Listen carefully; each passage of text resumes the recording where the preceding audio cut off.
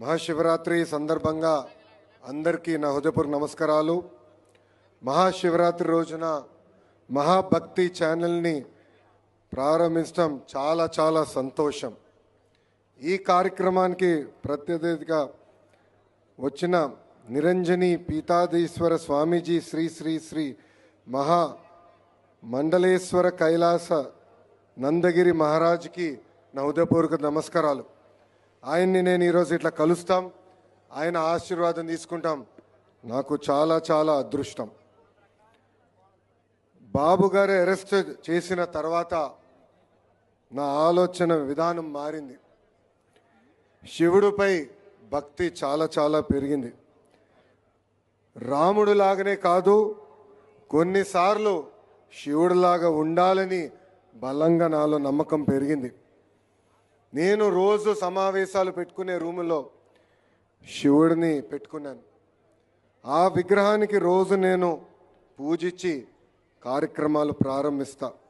ఆయన్ని తలుచుకున్నా, ఆయన విగ్రహాన్ని చూసినా ఎక్కడ లేని బలం నాకు వస్తుంది.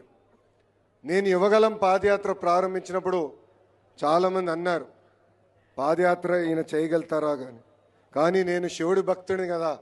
226 రోజులు 3132 కిలోమీటర్లు స్వయంగా శివుడేనని నడిపించారు. సత్యం, శివం, సుందరం, సంతోషాన్ని పంచేవాడు మన శివుడు.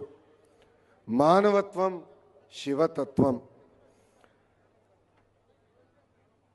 ఆయన విషాన్ని మింగి అందరికీ అమృతం పంచారు. ధ్యానం, మౌనం, ధ్యానం తప్ప ఇతర అలంకారాలు ఉండవు మన శివుడికి.